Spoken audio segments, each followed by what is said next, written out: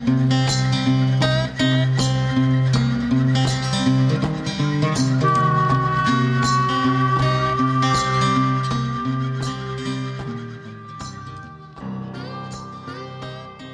you for tuning in to this episode of Amazing Outdoors. This podcast is being presented by Uplnd Outfitters, home of the Relentless pants, man. Those things are awesome. I had them out this week, and I pretty much, since I started the partnership with Jason, have been wearing those pants out anytime over the summer here where I had to do any work at the farm or dog training. I've even had them on the boat a little bit. They are tough as nails. I have yet to see a pull 'em thread. I've been in some nasty briars. They really held up a lot better than I thought. I can't recommend them enough. Hunting season is around the corner.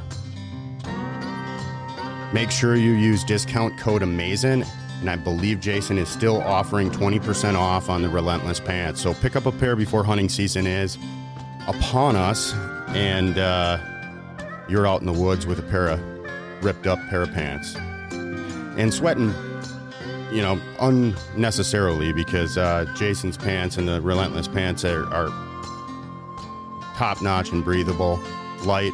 So you're going to want them this early season. Make sure you get them now. I also have a quick announcement. We've got another kind of temporary partnership with Chippewa River Custom Rods. Tom is going to be offering 10% off with discount code AMAZING10. AMAZING10. And it's all caps. If you decide to call him for a custom rod, just make sure you tell him that you heard about custom rods on Amazing Outdoors podcast, and he will make sure that you get hooked up with a discount. All that information for both sponsors and partners are going to be in the show notes, so please support the podcast and these great companies. They are really good partners for the podcast, and I would like to see our listeners support them as well. So look them up, Uplnd Outfitters and Chippewa River Custom Rods. Enjoy today's show.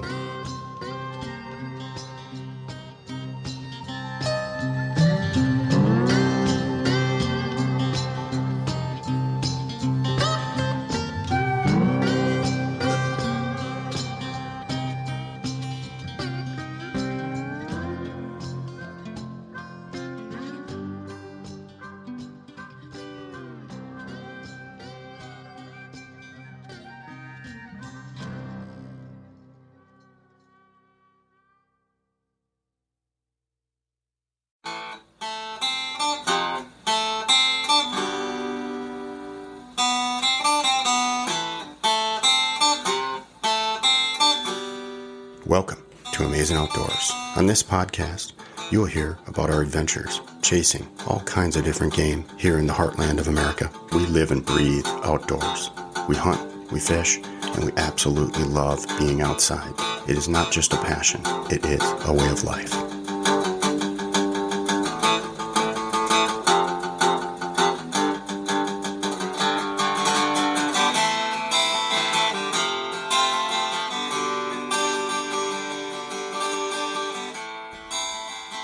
Greetings. This is episode 5. I am so excited to have you guys back, and gals, again for another interview with somebody really cool. Erik Petersen. He's a filmmaker and photographer out in Montana, Livingston area, in the heart of some of the most beautiful country in all of North America.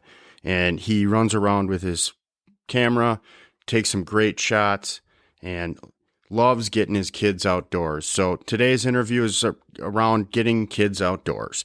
Enjoy. It's a lot of fun and a passion of mine, and I really enjoyed this conversation. Before I kick the whole thing off here, I do want to mention that we've got the guide business going. We're looking to book some grouse and woodcock hunts this fall in September and October and early November, depending on weather. I just found out today dog power is not going to be a problem. I've got 2 beautiful short hairs. I was getting a little worried that I was going to run them into the ground a little bit too much this fall. A good friend of mine with a kennel, he raises pointers and setters. He came through for me. He reassured me that I'm going to have plenty of dog power. So we'll be out in western Wisconsin working with some new dogs this fall. In the springtime, and be running these dogs up north in northern Wisconsin and Minnesota here in the fall. So if you're looking to have a good time chasing birds up in the North Woods, reach out to me on Instagram or Facebook. You can reach me on email. It'll be in the show notes. Just reach out. I'd love to engage with you, even if you're not looking to book a hunt and you're just really looking to find out a way to get outside, get outdoors. I can point you in the right direction. It's all about engagement and getting kids outside. So if you're a younger person listening to this podcast and you have some interest, feel free to reach out to me. Don't be afraid. Enjoy the conversation with Erik and I. I'm going to hit the roll button here.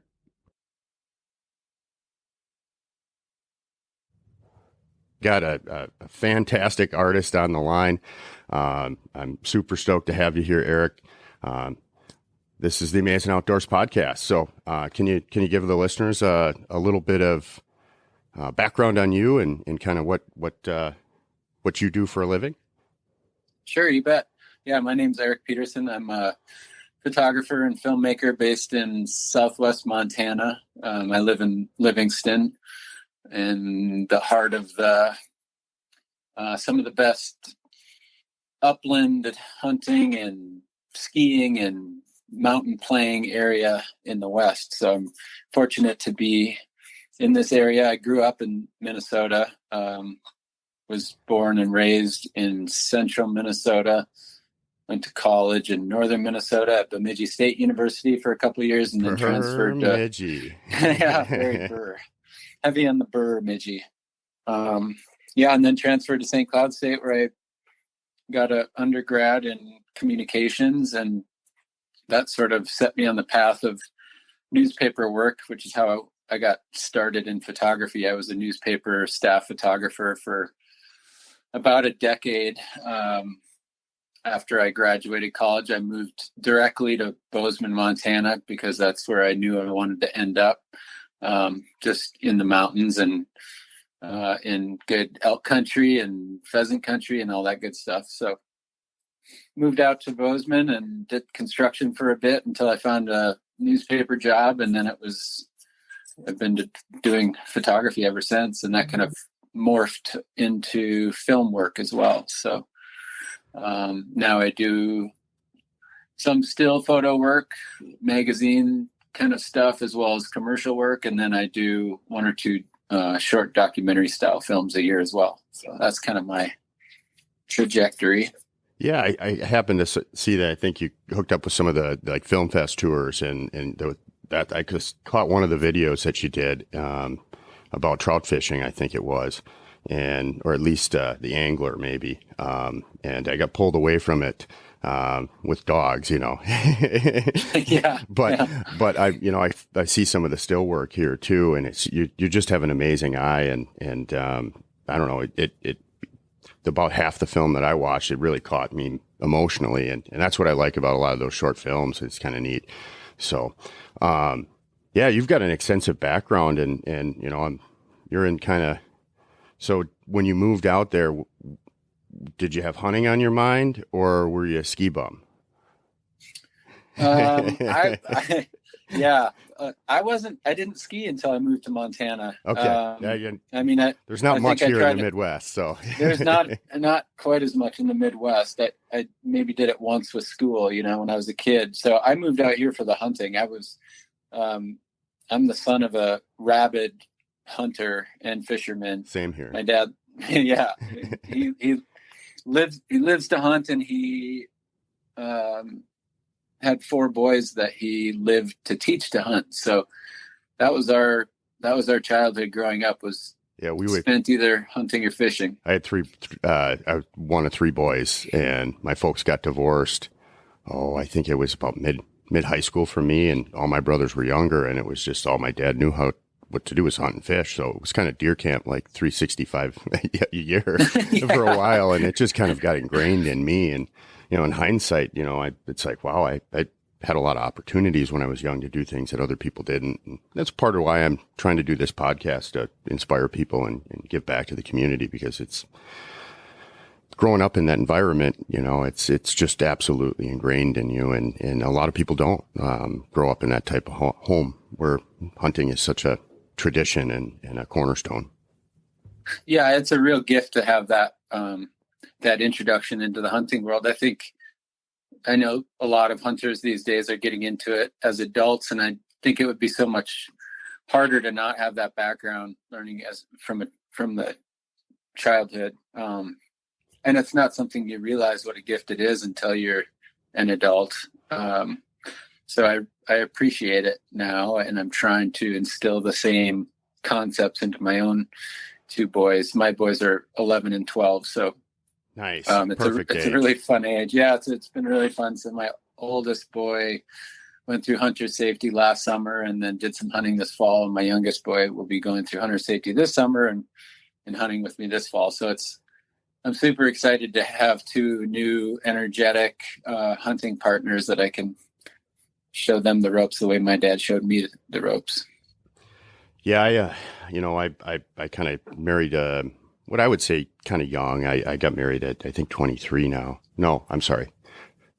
I guess I didn't get married young, but I dated the gal that I got married to for so long. It felt like marriage. And we've been together, I think, 17 years now or something like that. 16 years, I think.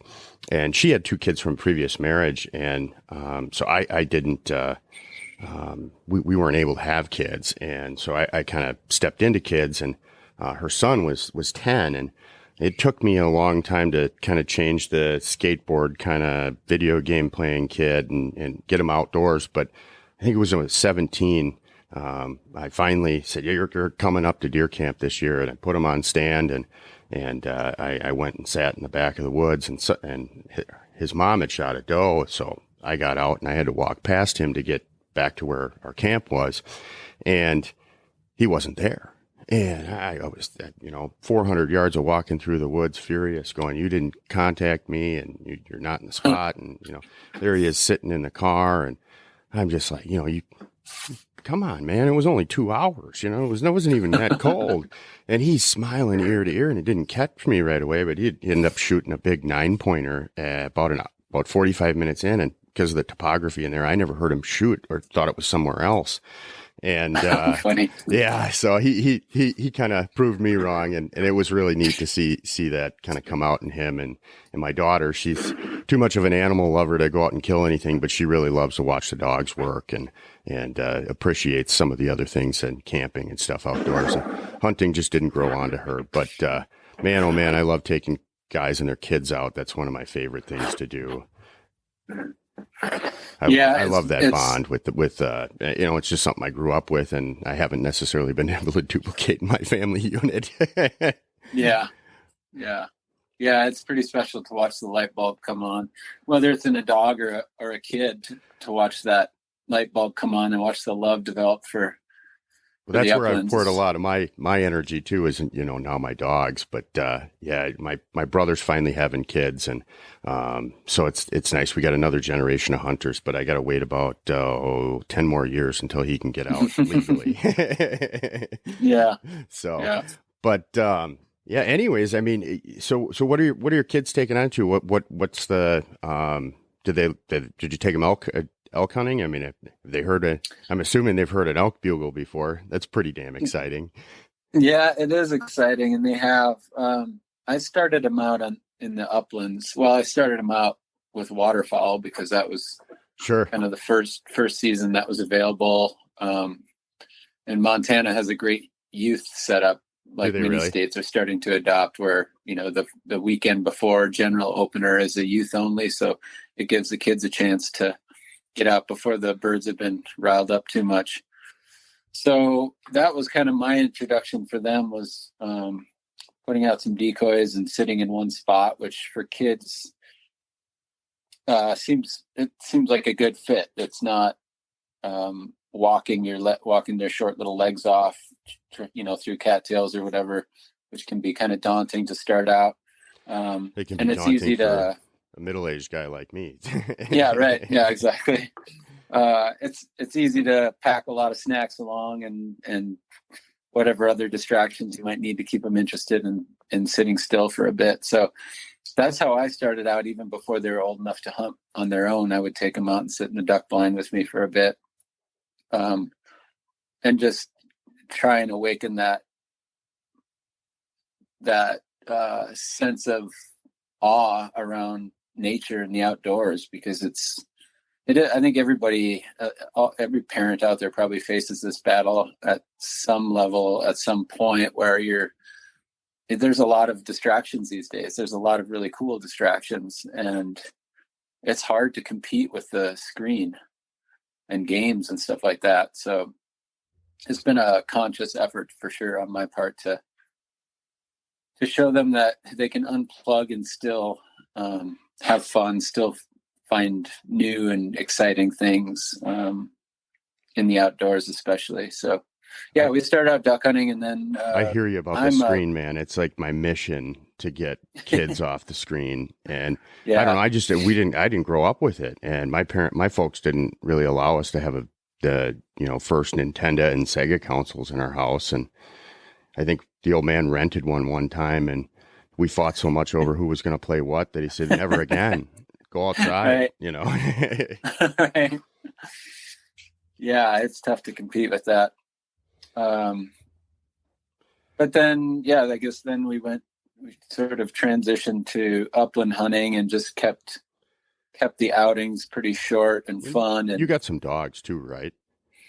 I've got 2 pointing dogs. I've got a poodle pointer who's 6, and I've got a German short hair who's 1. Okay. So he was a puppy last year.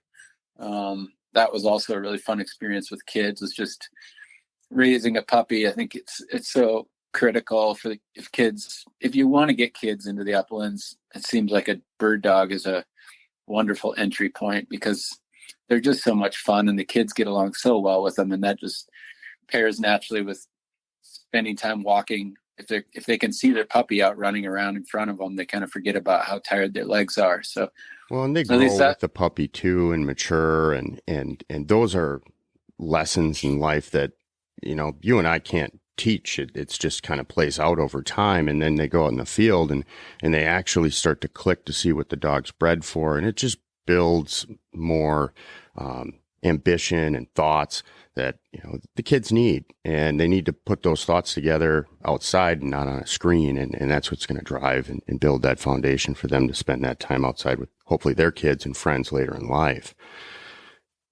Yeah.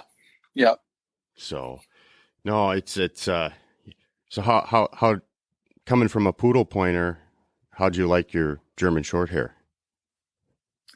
Well, I had a German short hair before my poodle pointer too. So growing up in the Midwest, I started out with a black lab. Sure. Because we were doing a lot of waterfowl hunting.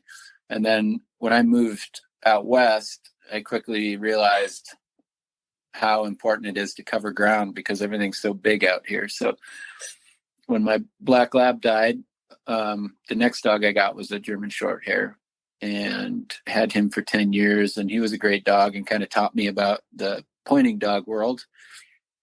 And then when he died, a couple different friends had gone from short hairs to poodle pointers and said they really liked the style of hunting. So sure.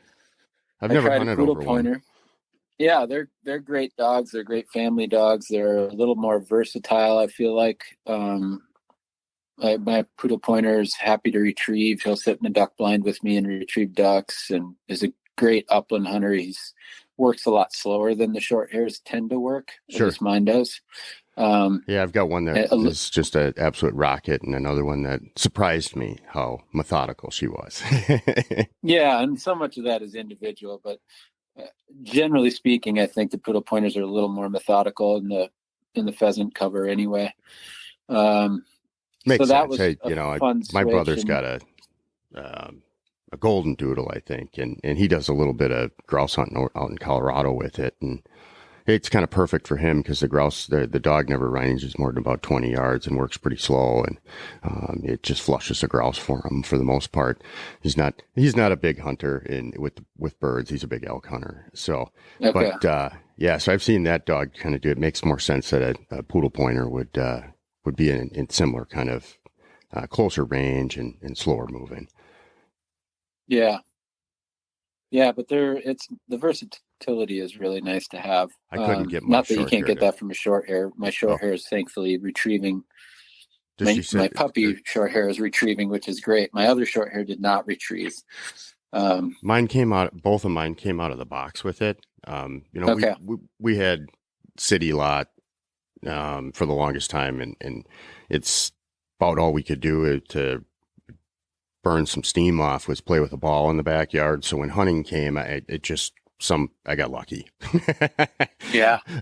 But I don't think I could ever get one of them to sit in a duck blind. That's seems impossible to me, but I don't know. Some guys say they can. Yeah.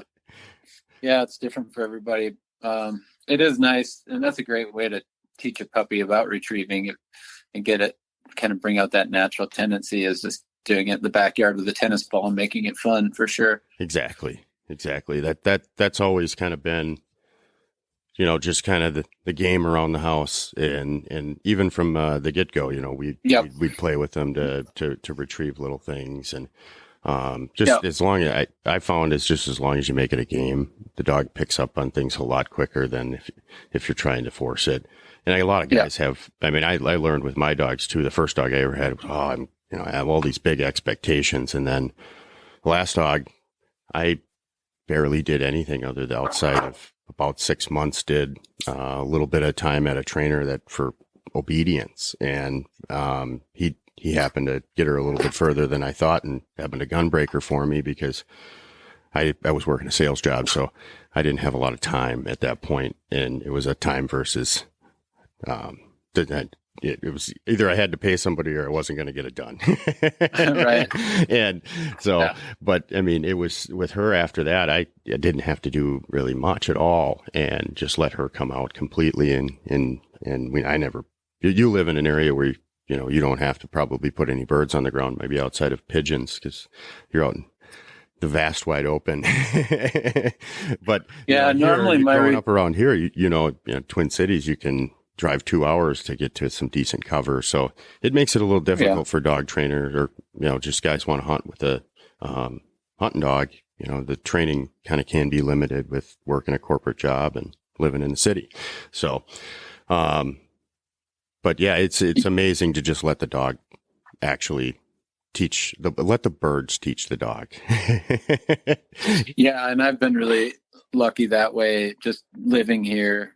I'll get pigeons for the first few months of training, but then by August, when the birds are starting to be big enough to fly,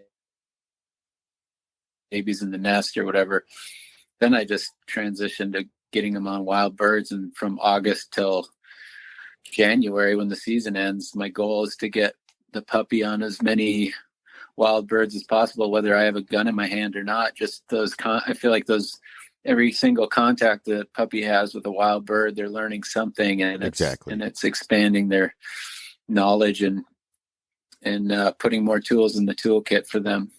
Yeah, when I stopped trying to force my dog by putting birds on the ground or setting up these training scenarios, and I just took the dog out with the intention of bird contacts, and the amazing the expectations I had before versus what I have now, and the outcome is just so different. Yeah, far outblew the expectations I had on the first dog, and with the outcome, and my expectations are, well, all I have to do is get the dog on birds, and it's hard. It takes a lot of effort sometimes. But for you, you mentioned gun or not. And, I'm kind of at the point in my life too, where the gun doesn't have to come out every time anymore, but you carry around a camera quite a bit. So I imagine you have a battle of whether or not you want to take the gun out or not, or grab the camera more often than most people. Yeah. Or try and have the best of both worlds and bring the camera and the gun, which usually ends up missing with both. But I struggled a little bit with that last season. My wife finally bought me a Nikon DLS series camera, and I'm like, I got this nice camera, so I'm like stuffing it in the back of my vest, and because it's a nice camera, I want to, I don't just want it in my bird vest, and it was I can only get shots of the dogs after the birds are down. Yeah, it's kind of gotten to the point for me where I'm either working, so I'll bring my camera, or I'm hunting and I'll bring my gun. It's hard to do both for me. I mean, I generally will have either a phone with a camera or a small camera in my bag, just sure, because what you get in the field is inevitably so much better than what you get back at the truck. It's just the environment and the 100. freshness of the bird, and the dog is in the moment and you're in the moment. The results are always better, but if you're trying to just hunt, it gets hijacked pretty quickly by taking photos. It does, but those are the moments, I was actually talking with a good friend of mine, and, we were just kind of reminiscent about some of the trips to Kansas we had. And I always felt rushed.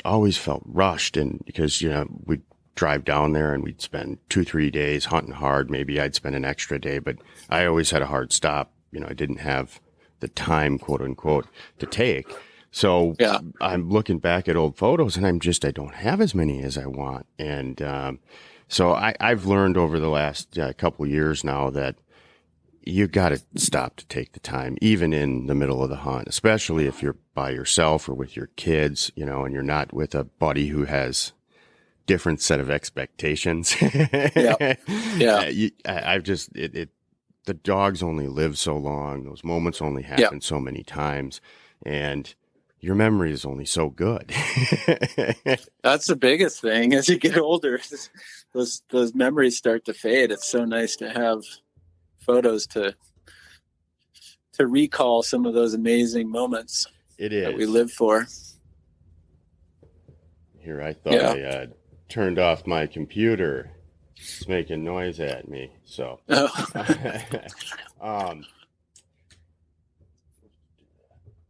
but anyways, so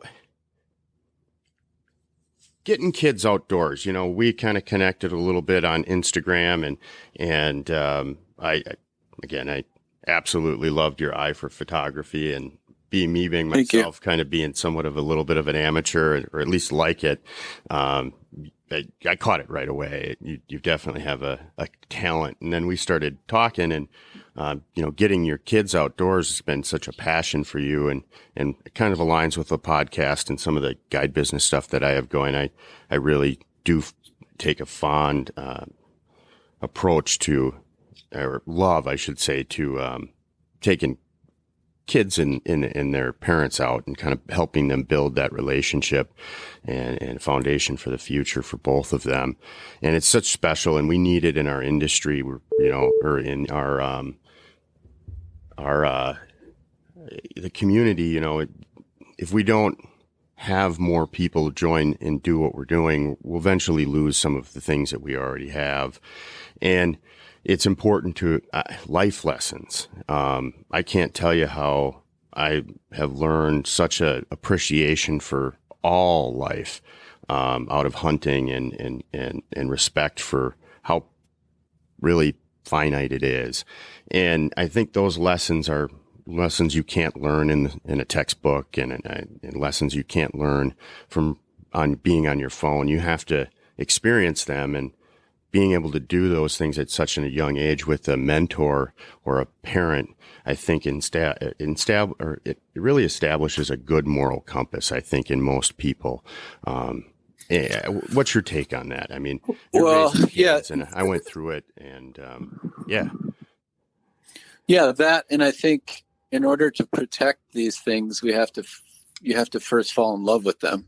I don't think, our public land and some of these wild places that we depend on to hunt birds there's no guarantee that they're going to be around forever. It takes stewards to make sure that they are. Yeah, I mean, one of the conservation groups is really banging away on a big initiative, and I heard what they had said the other day. It really, I stepped back and I said, "Wow, that's partly my fault. That's under my watch." And I think like 3% of the native bobwhite quail habitat is left today, and they're lost something like 3 million native grasslands to agriculture, development, whatever it is, over the course of the last decade. And like you said, if we don't love these things and instill that love in other people, we're at risk of losing it. And it's not necessarily somebody's going to take it, but that patch of grass is going to get drain tiled, and there's going to get soybeans or wheat or whatever a farmer can put into it. And that kind of development through agriculture is really happening at a very rapid rate. So the only way I see it changing is if we start changing the way we talk to our kids about it, because it's going to and inviting others into the fold too. It's easy to pass it down to our own children, but I think the reality is, if you step back and look at the upland hunting community, it's mostly old white guys, and there's nothing wrong with old white guys. I'm quickly becoming one, but same here. But that population is going away. Obviously, I mean, aging, and they're going to age out. And if we don't open up our arms to a wider variety of human beings that might be interested in the uplands, we're going to lose our voice. It takes more than just old white guys. I think we need to, invite the neighbor kid, or invite the one of the earlier podcasts, your friend's daughter, or whatever it is, in order to expand that community because without that community, we don't have a voice, and without a voice, we can't protect the things that we love. Exactly. Yeah, I've really, over the last few years, I've got a couple short hairs, and like I said, my kids don't want to hunt nearly as much as I do, and my wife's been pretty busy with work, so I'm always looking for somebody to go hunting with. And I mean, I'm Rolodex and calling, and I did a podcast a couple weeks ago with a buddy of mine who I deer hunted with, and we've done a couple things, went grouse hunting once or twice. And I finally bugged him at the end of the season, like 2 days left, to fly out to western Minnesota on the South Dakota border and pheasant hunt. And we had a great time, and he was really blown away. He'd never experienced pheasant hunting on wild birds like that, and seeing 30, 40 birds in a day for the end of the season. I was like 2 thumbs up. I was happy as a lark. So, there's, at least in survivability, I don't know what happened here when we got super, super cold up here. Did you guys, how bad was it out in Montana a couple weeks ago with the whole polar vortex crap? Yeah, we had a cold snap where it was 20 below in February for about a week, but we had it for about 2 weeks. Extent of it. We'll see what happens this spring, but so what are you doing with your photography work? I mean, are you doing anything particular that is tying into kind of some of your love for getting kids outdoors, or do you have any particular projects coming up where people might be able to check something out? Yeah, my photography and film work is starting to hone in closer and closer into my passions, which is kind of the dream, to be able to combine my photo work with upland and dogs in that world. So I'm doing more and more work in that realm. I had a recent story in Pheasants Forever about this topic, about getting kids in the outdoors, and not just kids, but people of color and females, and all people, because of kind of what we were talking about. We need to expand in order to grow. So that was the most recent project. I'm now working on a short film in partnership with Pheasants Forever that I shot last fall, primarily in South Dakota. And the story is upland hunting, kind of tradition of hunting and gun dogs and Awesome. that sort of thing. Sounds So cool. yeah, I'm really excited. That's what I'm currently banging away on the computer these days, is building that film out, it was supposed to premiere at Pheasant Fest in this past February, but because of COVID, that got canceled. So I think Pheasants Forever is planning to release it like late summer, early fall to get the stoke up for the next bird season. Awesome. Yeah, no, I'm you'll have to send that to me when it, or tag me or something when it comes out, because I would really like to watch that. I'm sure it'll be all over social media. Yeah, definitely. Yeah, I'm excited about it. It's kind of the first short film I've done on hunting, on upland hunting anyway. So I'm moving more into that realm. I still have a lot of clients and work that's completely outside the hunting realm. That's more outdoor adventure sports, which is kind of how I got my start into filmmaking, was through skiing, backcountry skiing and that kind of stuff. Yeah. Yeah. Can you tell me a little bit about that? I mean, where were you guys? That I saw part of that film as well. I mean, and I think it's, well, anyways, what's your story with backcountry, and how did you kind of get into that with filmmaking?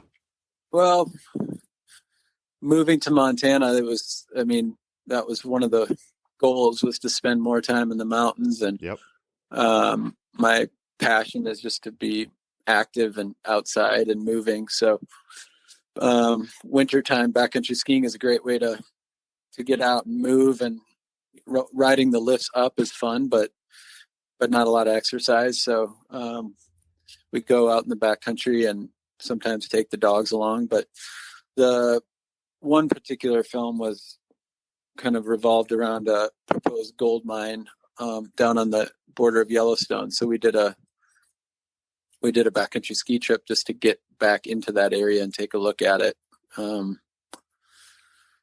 to give a better perspective of the landscape that we were talking about, that the mine was proposed on. So another recent short film I did was ski joring, which is the combination of skiing, essentially like horseback riding, pulling a skier through a slalom type course. It's gotten pretty big in the West here. It kind of combines the old school cowboy with the new school ski bum. So it's kind of a mashup of my brother of lives Western out in cultures. Breck, and I happened to catch that one time when we were out there. And I was like, "What the heck is this?" And it's huge in Colorado. Like, what? Yeah. So I didn't catch that. I didn't catch that short film. So I'll have to go back and look at that one. That's called The Ride, and it follows one particular woman as she attempts to win her third national championship. But it was just fun to dive into such a completely different and unique sport that I had never really followed much before. I was shooting some stuff for magazines on the sport, and the more I got into it, the more I thought, God, there's a short film here for sure. It's just a matter of finding the right story and the right characters. So that was a fun one. So a lot of these short films I'm doing are just kind of stories that I'm passionate about, stories that I'm interested in, and then I pursue them with the hopes of finding sponsors or funding one way or another, whether it's through grants or actual sponsors. But traditionally, the still photography has paid the bills, and the film work has been my passion projects. But that's sort of morphing as well. As I do more films, I'm finding the sponsorship a little easier, and things are moving more smoothly in that direction too. So, well, we'll have to chat offline. There might be. I don't know if have you talked to the Rough Grouse Society much? I haven't. I know. Well, we'll catch up. We'll catch up after the recording here. I'd like to chat with you a little bit about it. So, I think they need some help, but we'll leave it at that. Yeah. But so mixing that passion and stuff. How have you found a lot of engagement and success in getting, just other people into hunting or even skiing or any of the outdoor recreating kind of stuff that you follow and do photography and film work for. I mean, with what you're doing, I got a sense that there's some gratification in it for you, but I mean, have you really been feeling that it's been successful? I'm sorry, it's a tough question, man. Well, it's definitely gratifying. I mean, I'm doing what I love. I've managed to make a living with my camera for the last 20 years, which is sort of the dream for me. I guess, are you asking, has that translated into getting more people outdoors? Yeah. Have you seen it in yourself? I mean, you've obviously, like I said, you've got a lot of self gratification for some of these things, sure, and you have a passion for getting others outdoors and advocating for it. But do you feel it's making an impact? Or sure, yeah, certainly. I mean, it depends on, the ski joring story was for fun, and I like doing those stories just to keep my creative juices flowing. But the Pheasants Forever story, I got an immense amount of feedback from people who, one gentleman in particular had a similar story to my son. My son is adopted from Africa, from Ethiopia. So he's a black boy being raised in a very white culture. Sure. And so my wife's Hispanic, and I come from a very white traditional background too. So a mixed family. So I'm familiar with some of those things, but I don't live in Montana either. So yeah, sure. So part of that Pheasants Forever story touched on expanding into, people of color in the uplands as well. So I got a ton of feedback from that. And one gentleman in particular said he's following up on that and is stepping out and starting to write some articles and be a voice. He's a black man who was raised by a white family in the uplands. His dad was a passionate pheasant hunter. And so it was a real similar story, and it struck home with him. And now that story spurred him to kind of step up and become a voice for the uplands and for conservation and for getting other people involved in the uplands. So I mean, that's sort of the ultimate goal for me is, it's super rewarding to be able to work in this field, but it means so much more if it's making a difference. So That's the goal for sure.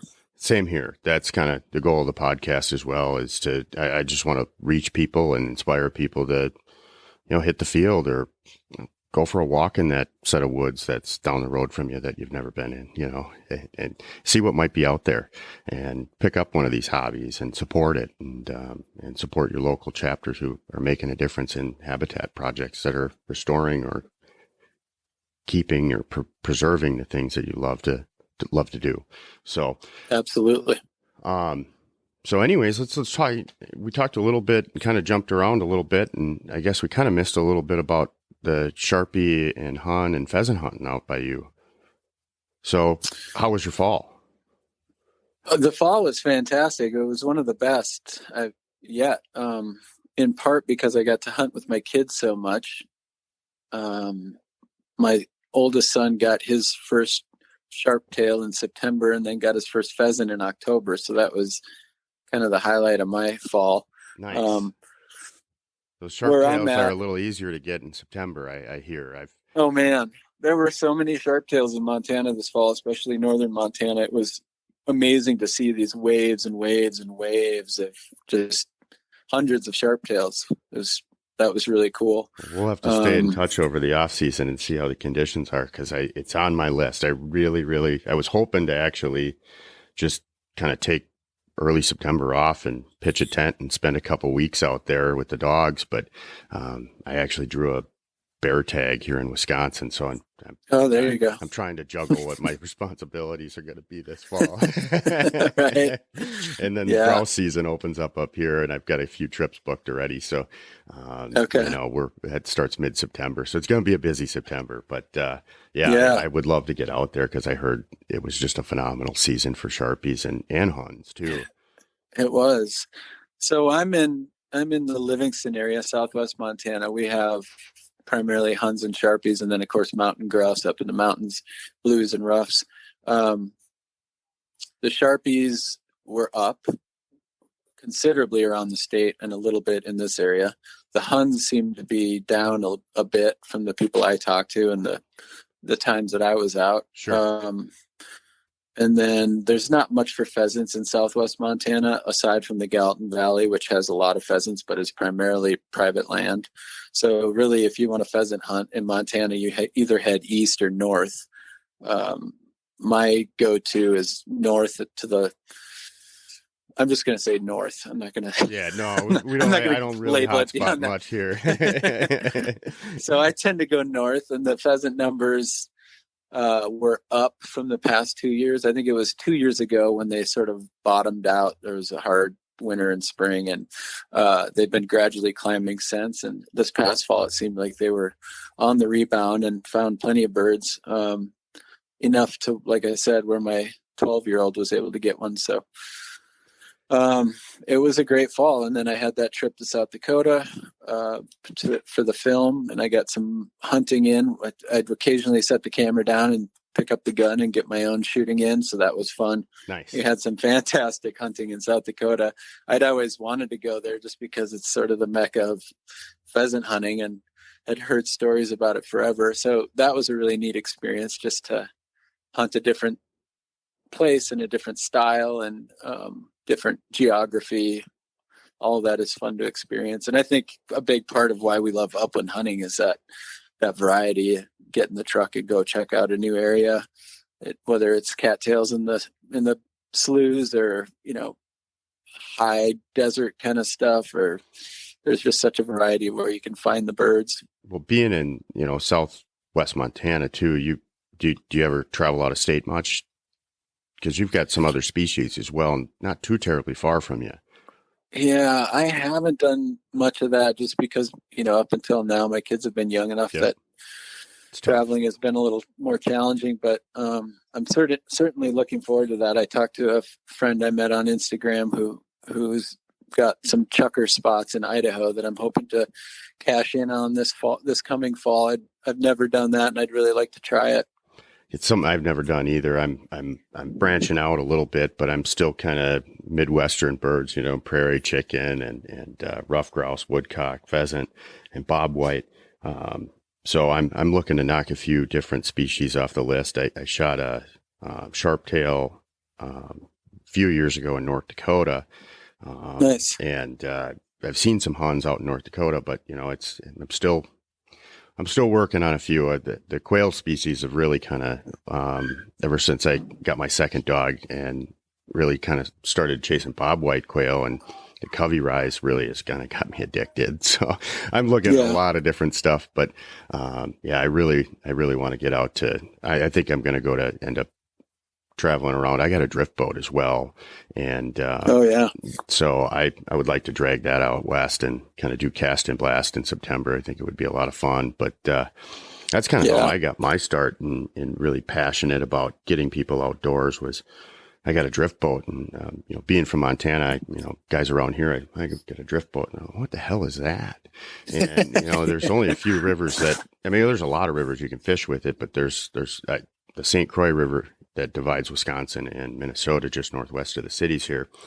To me, I just fell in love with it. It was the closest thing I ever felt to being out west and being in the wild, and we fly fish for muskies and smallmouth. And so I had these dreams of catching big muskies on a fly rod on this drift boat, and I learned about 25 minutes into the first float that that wasn't going to happen.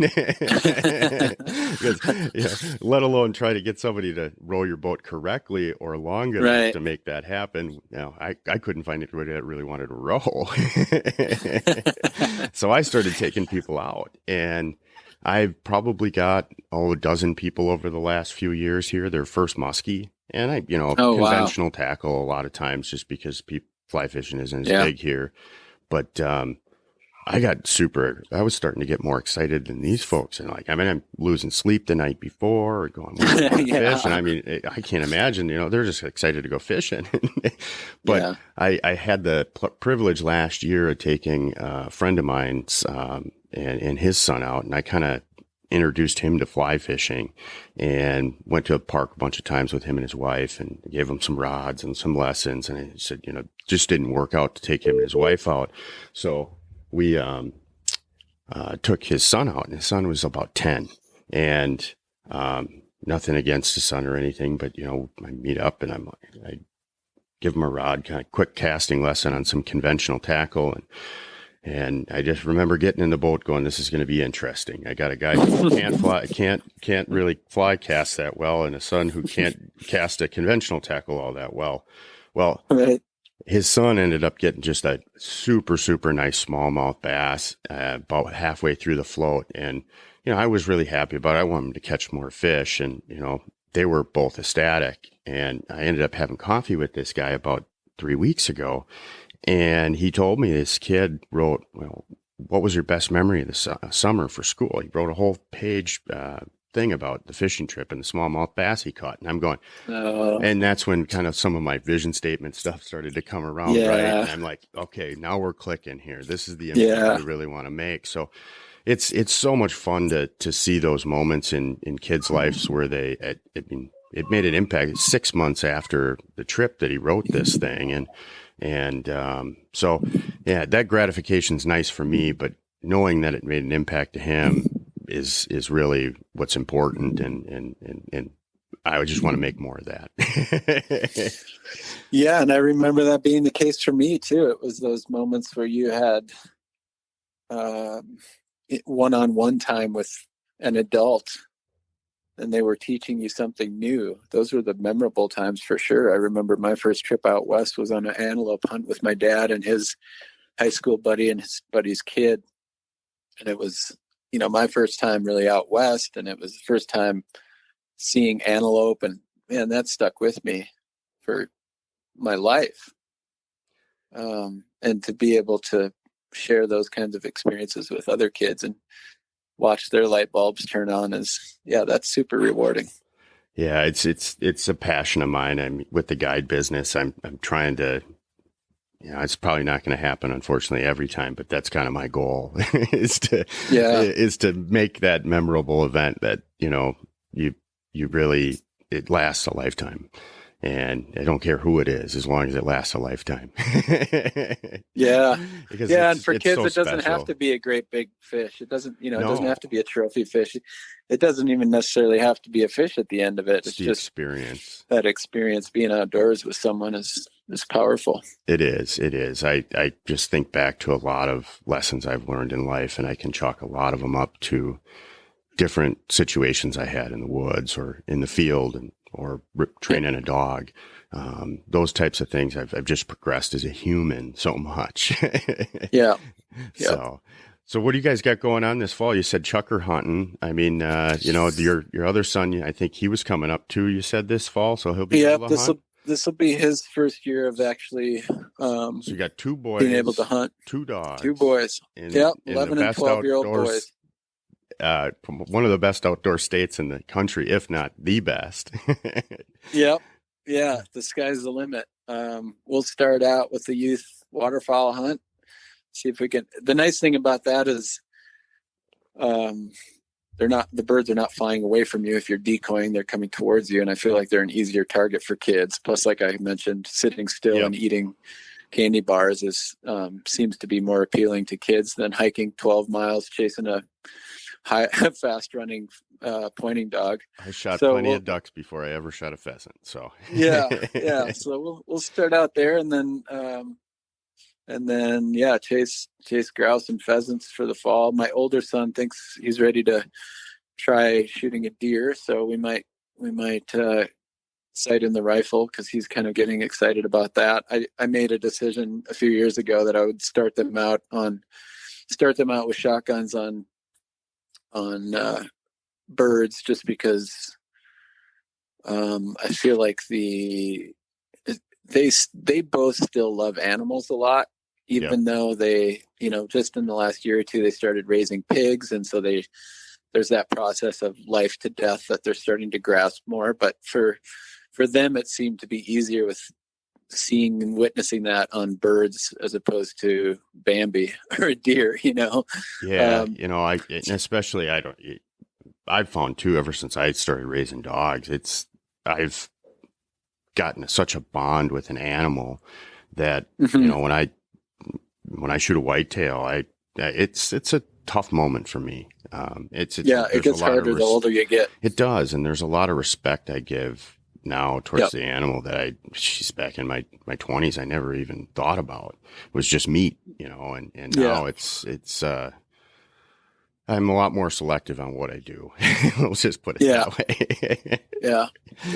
And I get a far more respect. So teaching those kids that, and I think is important. And when you have raising dogs around it, it's a tough balance.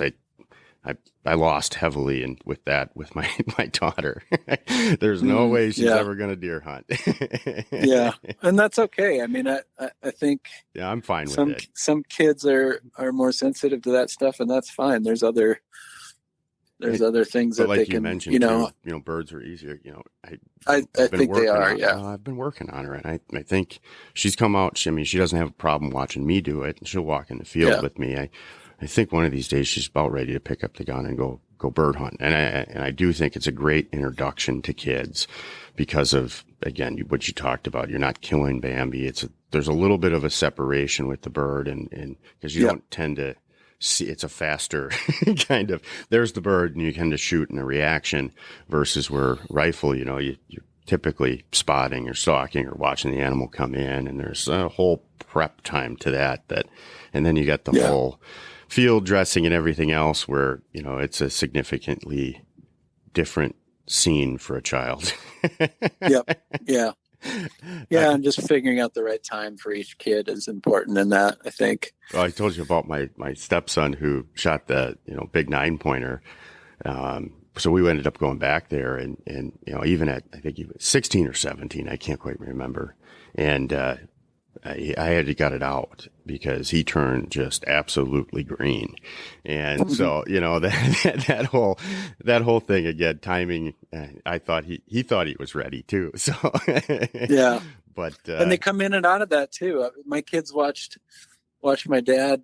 They helped him blood trail a deer a few years ago when they were younger, probably more like 7 and 8 or something like that. Just for the experience, they went along on the blood trail and found it and then watched him gut it, and they were fine with that. And then this year when I brought them out to be part of the experience and, trailed it. And as soon as I started gutting it, my younger kid turned on his heels and said, well, I'm out of here. I'm going back to the house. So I think they sort of come in and out of how much tolerance they have for that blood stuff. And I think you just kind of, or at least I just sort of let them lead on that, knowing that as long as I keep coming back to hunting and fishing and being outside with them as the foundation, eventually they're gonna be comfortable with that stuff. That's all you can do. You got to kind of work just like a dog. I hate to reference kids and dogs, but it's about. I found a lot of. I found that I was a better parent once I started raising dogs too.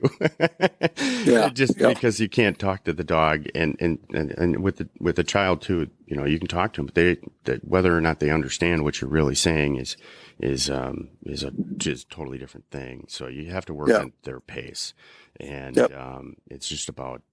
It's all you can do. Support it, create the environment, and go work at their pace. Yeah. So you guys, you're going to do, now you got rough grouse and blue grouse out there, or mountain grouse. Now the roughies out there are a lot tougher than the rough grouse. It seems like, because the terrain you're hunting in is it's aspen level, so it's fairly high. And the blue grouse, I've ran across a few of them. They scare the crap out of me while I'm trying to sneak around elk hunting. In Colorado, but I've never targeted them with a dog. So what's can you give me a 5-minute understanding on what you guys do for for grouse over by you? I know you got prairie grouse, but mountain grouse and roughies. Yeah, as far as the mountain grouse, it really the way I locate them is through either elk hunting spots. Sure. Because same thing. You're sneaking around looking for elk and they scare you, and you just mentally mark spots. It's generally, there's a window of elevation you tend to find them at. Sure. Like something like 4,500 to 65, I think, or something. I could be off a bit, but there's a window you tend to find them in. So if you're in that range, that helps. And then, I do a lot of trail running in the mountains in the summer. So sure, either trail running in the summer or elk hunting in September, I'll pay attention to where I'm flushing the birds or where I'm hearing the drum beats or whatever.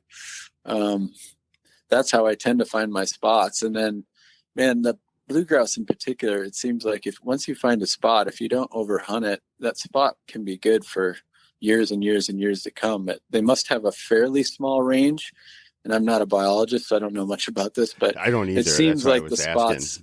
Yeah, it seems like those spots, unlike like Hungarian partridge, for example, where you might find them one year and they'll move 3 miles away and not be there the next year. But sure, at least in my experience, the bluegrass tend to be fairly territorial.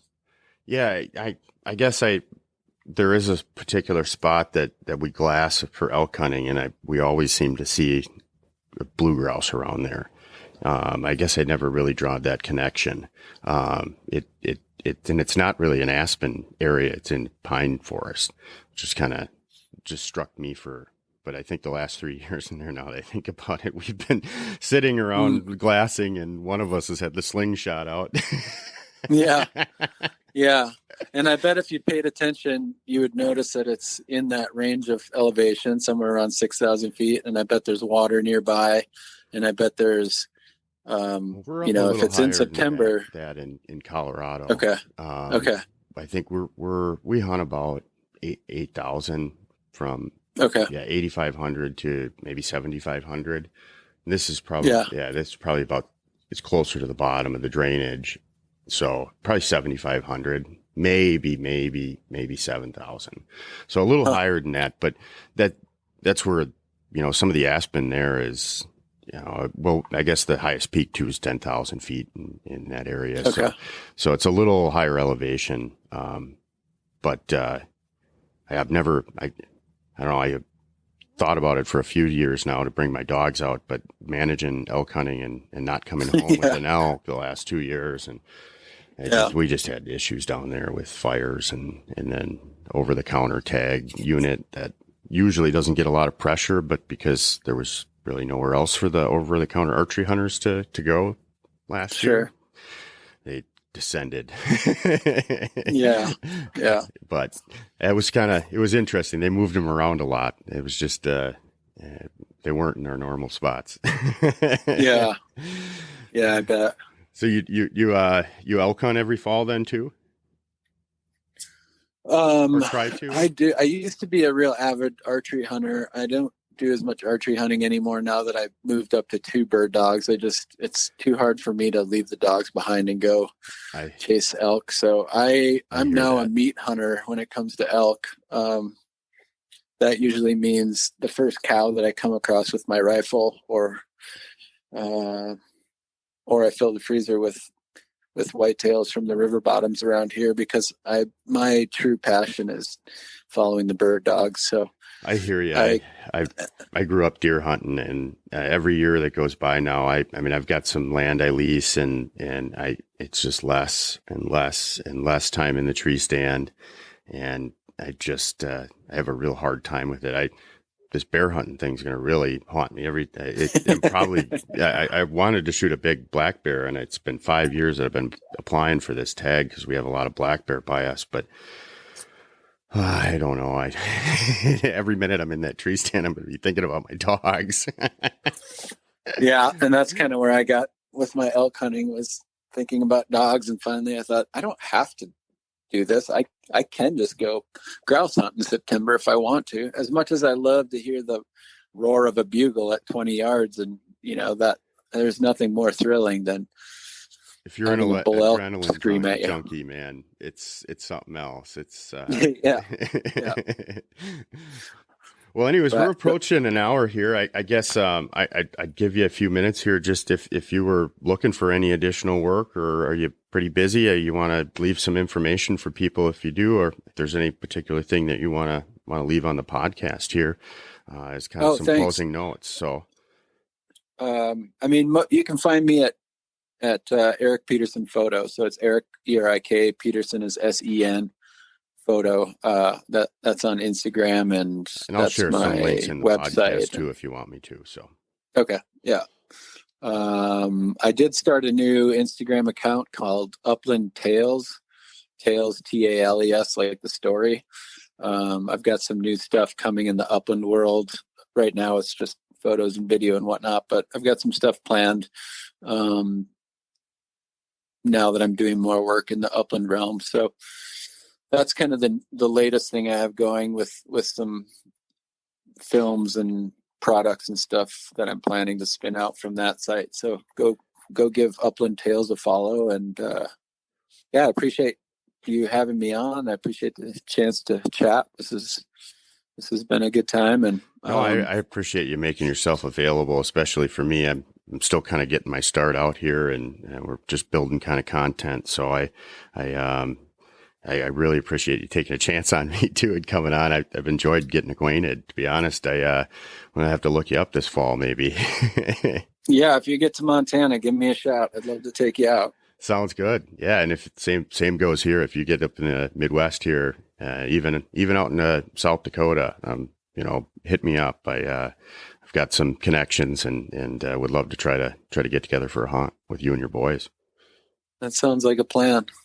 Awesome, man. Well, let's try to connect here about the filmography stuff and what we had talked about during the podcast here, and I appreciate you coming on. And I'm gonna stop the recording button now, and if you got a few minutes, we can chat.